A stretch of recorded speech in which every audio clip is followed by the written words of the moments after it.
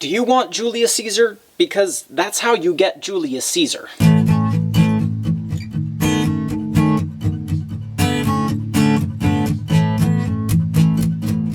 Probably the most popular date to describe the point where the Roman Republic transitioned into the empire is when Julius Caesar crossed the Rubicon into Rome with an army and took control. In fact, that incident is so famous that there's a historical quote that is sometimes used today, alia jacta est, the die is cast, which is allegedly what Caesar said when he crossed the Rubicon with his army. In other words, he said, you know, we're setting into motion things here that cannot be undone. This is the transition point.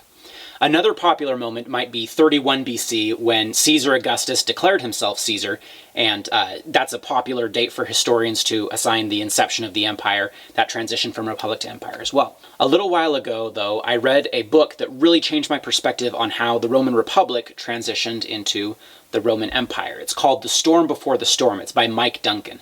You might know Mike Duncan from the podcast that he does. He does a podcast called History of Rome, and then he also does a podcast called Revolutions. They're both pretty high quality, and I definitely recommend you check them out and see if you're interested if you haven't already. Mike Duncan's book is called The Storm Before the Storm because rather than focus on that exact moment of transition between Republic and Empire, rather than focus on Julius Caesar or Caesar Augustus, instead he focuses on the 100 years or so that led up to Julius Caesar and the transition from the Republic into the Empire. In other words, instead of focusing on the storm, he focuses on the storm before the storm. What's so interesting about Mike Duncan's approach is that it allows him to look beyond the proximate causes of these events, down to the deeper underlying fundamental causes. In other words, rather than focusing on what's going on the surface, he's able to delve down and see the basic constituent elements that cause these historical developments. And what's so interesting about that question? Well, there's a really popular question that goes around and gets discussed a lot, which is the United States Rome?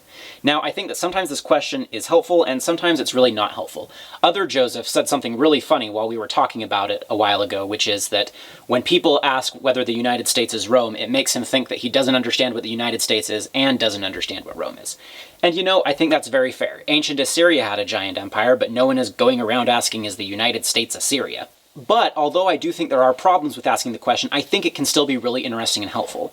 I mean, what is the past for if not to learn from? Why do we care about what's gone before except to the degree that it provides a proxy for, or a guide to, or at least a contrast to what's going on now? And of course, as you might expect, this is a question hanging around in the back of Mike Duncan's mind as he writes this book, and as he does the podcast History of Rome. In Storm Before the Storm, Mike Duncan makes a really interesting contribution to this question. At least it's a contribution that I had not thought about before and that I think is really interesting. It's about the dissolution of what's called the Mos Maiorum. Now, Mos Maiorum is a Latin phrase that means something like the way of the ancestors or the accumulated traditions of the past. And so what the Mos Maiorum were in ancient Rome is it's not the laws exactly. Instead, it's just sort of the unspoken societal, cultural rules for how things are done. Maybe there's no law prohibiting a thing, but it's still just a thing that isn't done. And Mike Duncan assigns a lot of the responsibility for the fall of the Roman Republic and its transition into empire to the breakdown of these Mos Maiorum, the breakdown of these cultural norms that had accumulated and been in place for centuries beforehand. Let me explain how Mike Duncan says that works in ancient Rome. During the time of the Roman Republic, Rome fought some wars with its rival in the Mediterranean, Carthage. These are known as the Punic Wars. If you've heard of Hannibal crossing the Alps, that happens during the Punic Wars. Now, after the Second Punic War, Rome emerges as the victor, and in fact emerges as basically the dominant power in the Mediterranean world. However, although it's won the war, all is not sunshine and flowers. There's deep political instability occurring. The reason for this is because of land and wealth distribution. Partially as a result of the Punic Wars, large amounts of land were concentrated in farms owned by a few wealthy landowners. These were called the latifundia. Meanwhile, there were fewer and fewer small, let's say privately owned by individuals, farms in the Roman Republic. It became more and more difficult for individuals to own and hold their own land, and easier for a few wealthy elite to hold large quantities of land. In fact, there's a famous quote that comes out of this time that effectively says, "The Roman soldier is master of the Mediterranean, and yet when he comes home, he does not even have one clod of earth that he can call his own." Enter Tiberius Gracchus the tribune. Tiberius Gracchus proposes a land reform which would cap the amount of land that any one individual could own.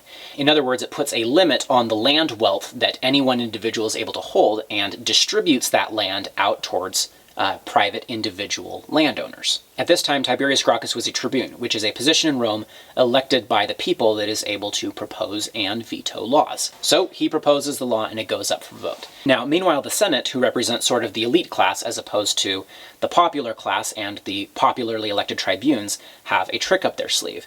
They have a tribune, a popular elected official who is kind of in their pocket.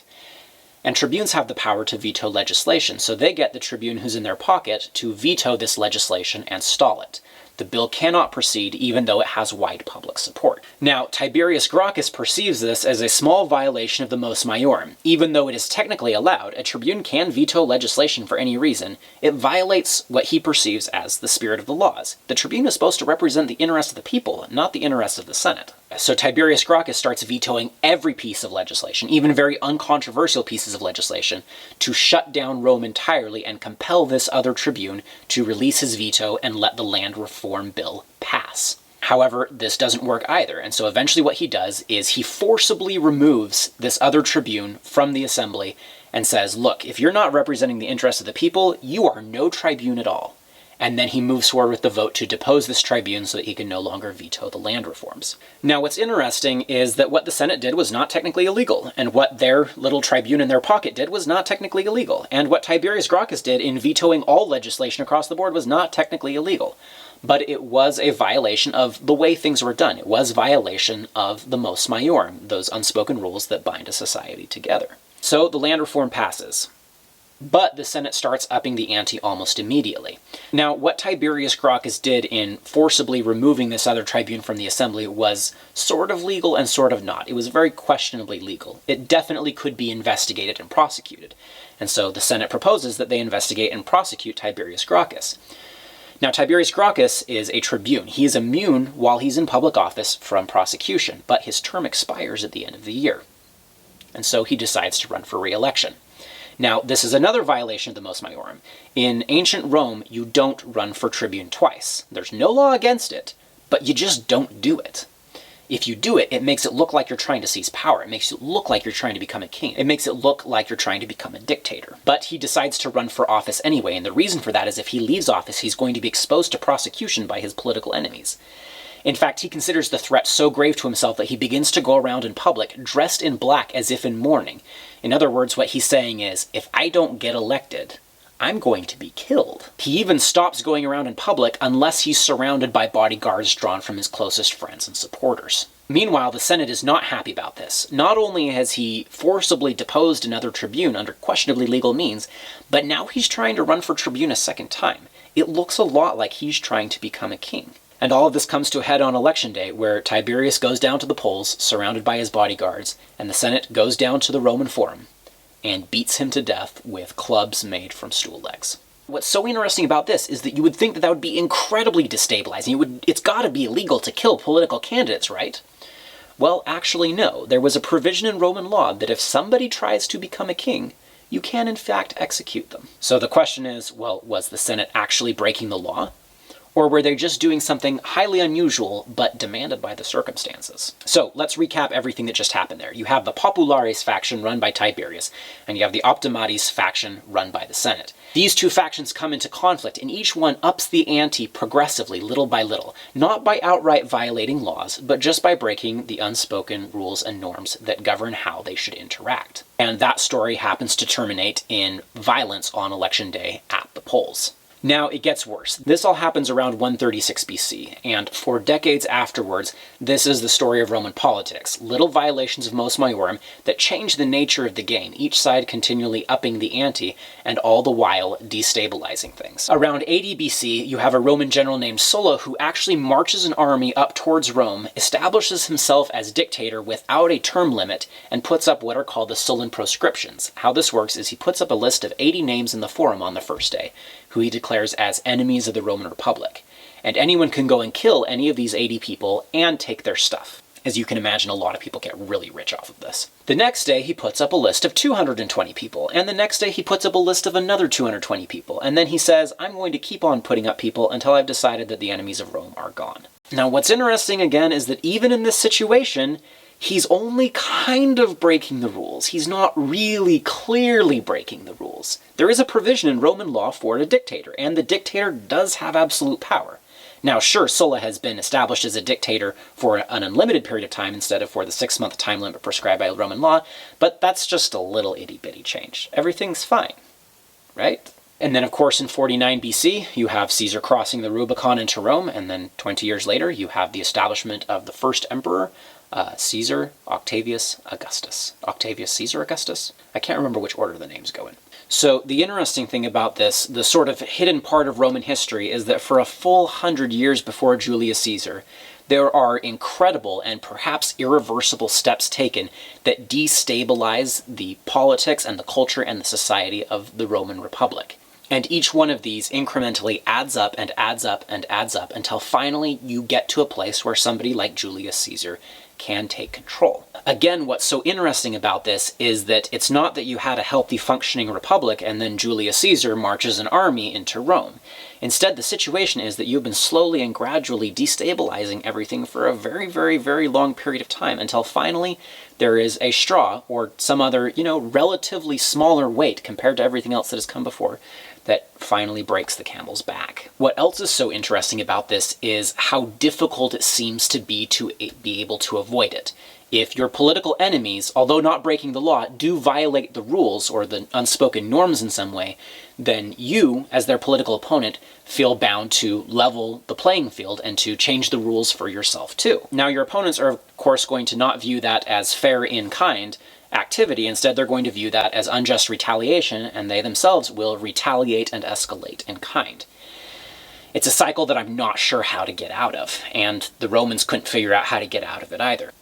Going back to the question of are we Rome, what's so interesting to me about this situation is that I don't think it's that hard to identify situations in the United States, and perhaps in other places around the world, where we see a dissolution of most Maiorum taking place. The best and most illustrative example of this that I can think of is the development of the nuclear option in the United States Senate. Now, the United States Senate is one of the two legislative bodies in the United States, and it's composed of 100 members, 100 senators. And of course, to pass legislation, you would need a majority. You would need 50% plus 1, which in this case is 51 votes. However, historically, there has been a rule in the Senate that adjusts this. If a bill is going through the Senate, it's possible to filibuster the bill. In other words, you can just speak at length and delay the vote indefinitely. Now, if you want to close off debate and move directly to a vote, you can do that. But according to these historical Senate rules, you need 60 votes. So although you only need 51 votes to actually pass the legislation, you need 60 votes to force a vote.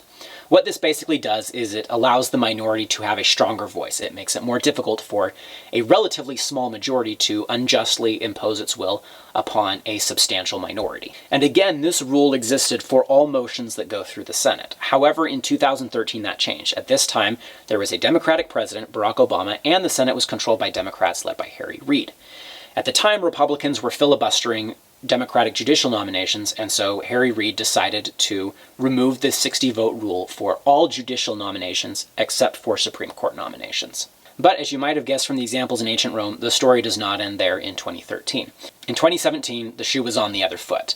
A Republican president, Donald Trump, had just been inaugurated, and Republicans controlled the Senate, led by Mitch McConnell. And what Mitch McConnell and the Republicans decided to do was to remove that 60-vote threshold, not only for most judicial nominations, but for all judicial nominations, including the Supreme Court. And of course, the story probably is not going to end there. Although that's where the rules stand, it's not necessarily likely that that's going to stay the case. In a recent Democratic presidential debate, Elizabeth Warren proposed that you remove that 60-vote anti-filibuster threshold for all legislation across the board. This would enable Democrats, presumably when they regain control of the Senate, to pass all kinds of legislation and completely disregard Republican voices in the Senate, even when they hold a substantial minority of voices. Elizabeth Warren is not the only person who's proposed this either. Donald Trump has also proposed that this be done in order to push through budgets. What's so fascinating and difficult to figure out about this situation is how to stop it. Both in ancient Rome with Tiberius Gracchus and in the modern United States with the Senate and the nuclear option, both political factions seem to feel very comfortable in making small modifications to the way things are done, without seeming to realize that that invites retaliation from the other side. and that retaliation in turn invites retaliation. What makes the situation even more difficult is that each side feels perfectly justified in this. If you talk to Republicans now about the nuclear option in the US Senate, what they'll probably say is, well look, it's not our fault. Harry Reid started this back in 2013. But on the other hand, if you go talk to Democrats about this, what they'll say is, well no, this was the Republicans' fault back in 2013 anyway when they were filibustering. We were perfectly justified in changing that rule. We did what we had to. And you know what? The same thing is true in ancient Rome. Tiberius Gracchus looked at that tribune who was defying the will of the people and said, a tribune who defies the will of the people might legally, technically be a tribune, but he's no tribune at all and we can disregard him. And conversely, the Senate and the Optimates faction would feel very comfortable saying, look, Tiberius Gracchus is abusing his power. He's run for tribune a second time. He deposed another tribune. He clearly wants to become a king. We have every right to go club him to death on election day. So I hope it's really clear here that my point is not to take sides right now with Republicans or Democrats or Tiberius Gracchus or the Senate in ancient Rome. My point is not that violating and changing the Mos Maiorum is good or bad. My point is that it is incredibly dangerous and destabilizing. And that's true even if you think you're right in violating it. What adds even another layer of infuriating complexity to this is maybe the right answer isn't to stop the changing of the Mos Maiorum in the first place. After all, it's okay to change rules from time to time. That just needs to happen, doesn't it? So maybe what the right answer is not to stop the Mos Maiorum from changing, but instead to find a way to appropriately channel and control the changing of the Mos Maiorum. My point is not that Democrats were right to invoke the nuclear option in 2013, and my point is not that Republicans were right to invoke the nuclear option in 2017. Instead, my point is that if you go back and look at ancient Rome, the lesson is if you keep violating Mos Maiorum, you are going to get Julius Caesar. And that's going to happen no matter how justified you feel in changing the Mos Maiorum along the way. The nuclear option is just one example. I could point out a dozen other examples in contemporary United States politics, and I suspect that this is probably true in other places in the world. So, that is the Mos Maiorum, and that is The Storm Before the Storm. It's an excellent book, and I highly recommend you read it. In this video, I've tried to lay out the problem. I really wish I could lay out the solution, but to be honest, I'm not sure what it is. I'm not sure how we can avoid the vicious self-reinforcing cycle of each political faction violating the Mos Maiorum in retaliation for the other faction's violation of the Mos Maiorum, still yielding the final result, which is dangerous and perhaps even fatal instability. So if you want to say something about that in the comments below, something about how you see the concept of Mos Maiorum manifesting itself in today's politics or some other modern situation, or else some potential solution to this. Is there a way that we can stop that self-reinforcing cycle? Or is there a way that we can kind of ride the storm and channel it? Anyway, either way, I'd be sure and interested to hear your thoughts in the comment below. Also, if you enjoyed this video and if it made you think, we'd sure appreciate you sharing it with a friend. Thanks so much, and we'll see you next time.